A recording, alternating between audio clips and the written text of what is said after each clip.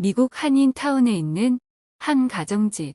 아들이 한 공책을 들고 어머니에게 소리치고 있습니다. 어머니는 쉽게 입을 떼지 못하는데요. 어머니가 울먹거리며 그 공책에 대한 진실을 말하자 아들은 충격에 빠져 어머니에게 흐느끼며 말을 합니다. 어머니, 도대체 왜? 대체 그 공책에는 과연 어떤 진실이 적혀져 있던 걸까요?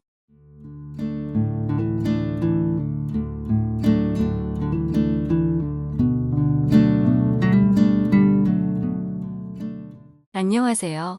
저는 미국 한인타운에 살았었던 50대 남성입니다. 지금은 한국에 살고 있습니다. 한인타운 특성상 제 신상이 특정될 수 있어서 제 이름은 밝히지 않겠습니다. 전 미국에서 태어났어요. 부모님은 세탁방을 운영하시면서 저를 낳고 기르셨죠.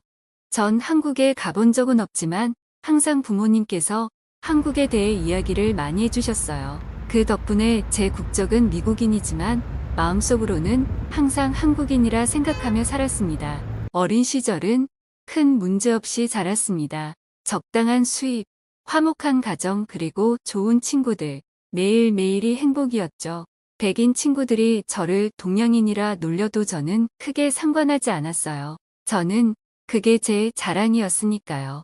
제 얼굴은 항상 웃음으로 가득 찼고 세상은 행복해 보였어요. 그 사건이 벌어지기 전까지 말이죠. 그날은 세탁 예약이 많은 날이었어요. 부모님은 두 분 다 열심히 하셨지만 제 시간에 끝내기엔 역부족이었어요. 미국은 한국과 달리 치안이 좋지는 않아요. 밤 늦게 돌아다니면 어떤 일을 당할지 몰라 어두워지기 전에는 꼭 집에 들어가야 해요. 어쩔 수 없이 어머니는 제 저녁을 챙기기 위해 먼저 집에 가시고 아버지는 홀로 남아서 일을 하셨죠. 아버지는 여느 한국인들처럼 책임감이 무척 강하신 분입니다.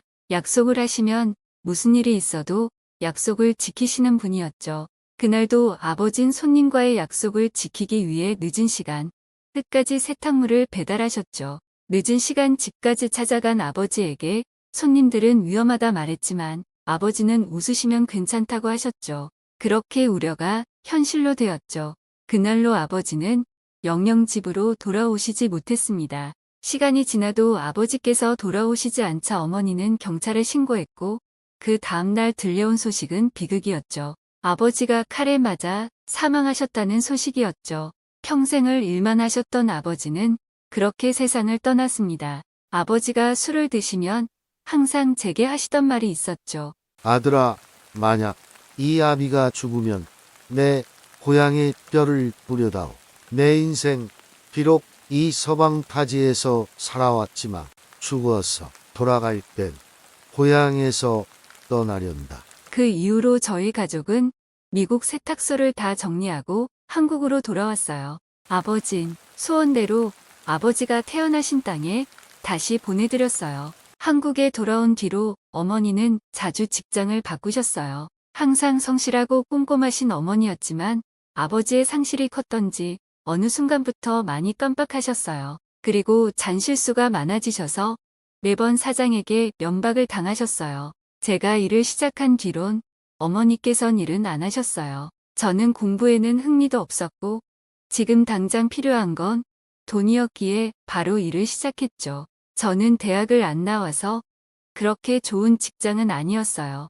일의 강도가 높았지만 월급 적당하고 교대 근무 안 하는 걸로 만족했죠. 열심히 사는 저와 달리 어머니는 하루하루 게을러졌습니다. 매일 같이 하던 청소도 점점 빈도가 줄어들고 매일 아침밥도 꼬박 챙겨주시던 어머니셨지만 이젠 제가 출근할 땐 일어나시지도 못하셨어요.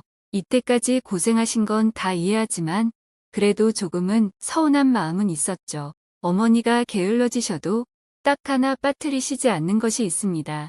공책이죠. 어딜 가셔도 공책을 들고 다니셨어요. 정작 제겐 그 공책에 뭐가 적혀 있는지는 알려주지도 않으셨죠. 제가 공책을 보려고 하면 어머니는 필사적으로 막으셨어요. 그러면 안 되지만 제가 출근할 때 몰래 어머니 방에 들어가 공책 앞쪽을 읽어봤습니다. 저는 대단한 비밀이라도 있을 줄 알았는데 아버지와 만난 시절의 이야기가 있었어요. 아버지가 많이 그리우신가 보다 하고 저는 출근 시간이 다 돼서 발걸음을 옮겼죠. 저는 어릴 때부터 닭갈비를 좋아했어요. 못해도 꼭 일주일에 한 번은 먹었어요. 어머니도 그걸 아셔서 지금도 자주 먹었지만 요즘은 과할 정도로 자주 먹었어요. 어떤 날은 3일 동안 어머니가 닭갈비를 하셔서 어머니께 말씀드렸죠. 어머니 닭갈비가 맛있긴 한데 3일 연속으로 먹으니까 좀 물리네요. 너무 자주 안 해주셔도 돼요. 어머니는 놀란 표정이셨지만 그저 알겠다고 말하시고 집안일을 하셨어요. 저는 이때 눈치를 챘었어야 했죠.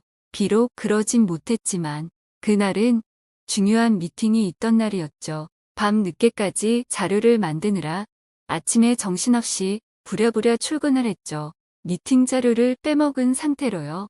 회사에 다 도착하고 나서야 생각났지만 다행히 미팅까지는 시간이 남아있어 저는 팀장님에게 말씀드리고 바로 집으로 차를 끌고 갔죠. 과속 카메라에 걸리지 않은 선에서 가장 빨리 달렸어요. 그렇게 집에 들어가자마자 저는 미팅 서류부터 챙겼죠. 혹시 어머니가 깨셨으면 바쁘더라도 인사만 하고 가자 싶어 어머니 방문을 살짝 열어봤죠. 어머니는 침대에 앉은 채로 공책을 읽고 계셨어요. 저는 어머니께 어머니 저 다녀오겠습니다 라고 말하자 어머니는 화들짝 놀라 소리를 지르며 저를 내쫓으셨어요. 너 누구야? 내 집에서 당장 나가. 저는 어머니가 왜 이러나 싶었지만 시간을 더 지체하면 중요한 미팅에 늦을 수도 있어서 서류를 들고 쫓겨난 채로 회사로 바로 달려갔죠. 미팅을 하는 와중에도 어머니가 왜 그러셨을까? 계속 머릿속으로 생각했었죠. 다행히 미팅은 성공적이었어요. 거래처분들을 보내고 같이 미팅을 했던 상사와 담배를 피러 갔죠. 담배를 피며 이런저런 얘기를 하다 오늘 아침에 겪은 일을 상사에게 말했죠. 이 대리님, 아까 제가 집에 미팅 자료 챙기러 갔을 때 제 어머니께서 절 못 알아보시고 쫓아내더라고요. 요즘 자주 잊어버리는 일이 있긴 했는데 설마 치매 아니시겠죠?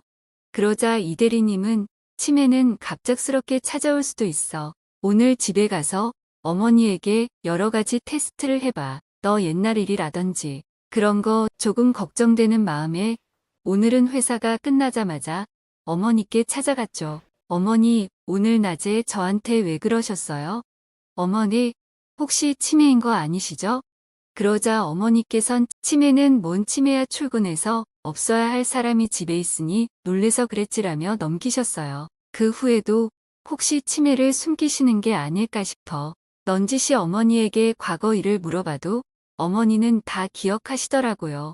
그래서 그냥 건만증인가 싶다 해서 대수롭지 않게 넘겼죠. 하지만 다음날 회사에 도착하니 상사이신 이 대리님께서 잠시 제게 담배 한 대 하자 하며 저를 부르셨습니다.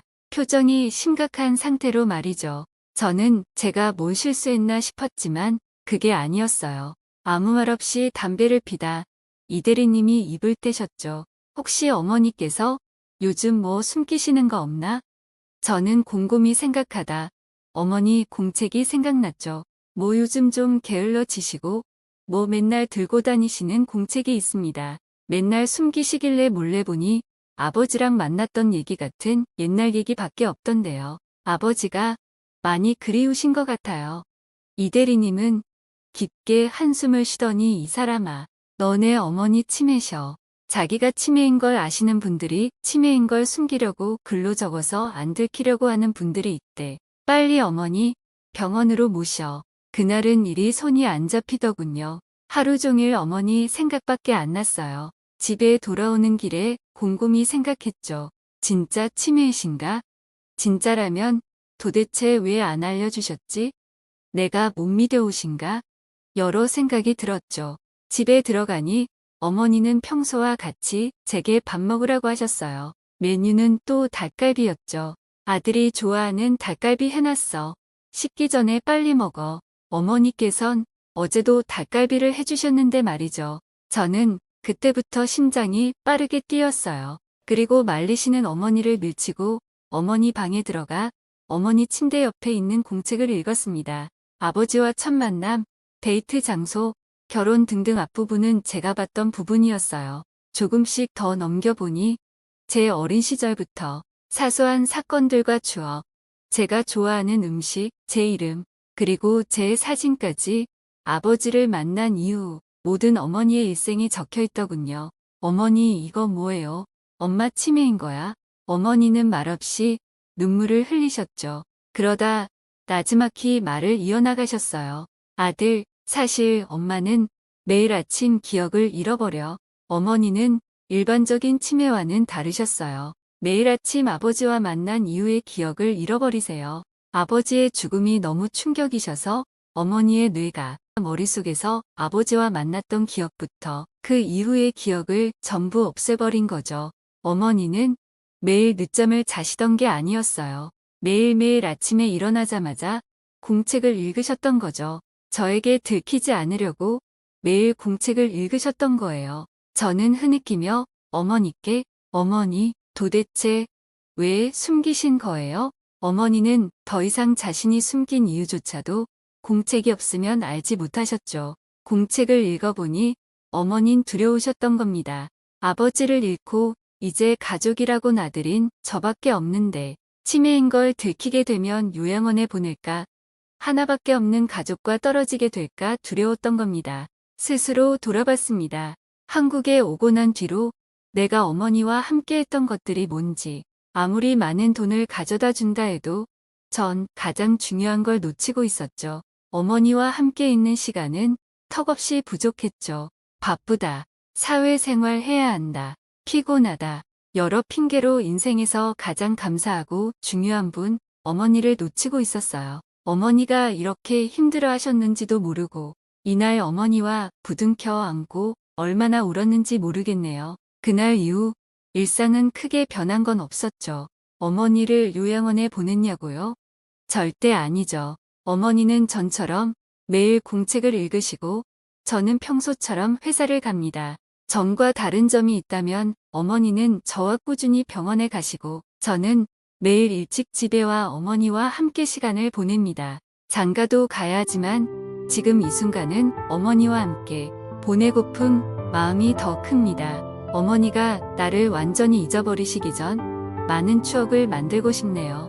날 이 세상에 나오게 해주신 어머니, 사랑으로 업어주며 등이 굽으신 어머니, 사랑하는 내 어머니, 당신이 날 잊어버려도 나 항상 그대에게 보답하리. 당신의 주름조차 내게 아름다우리.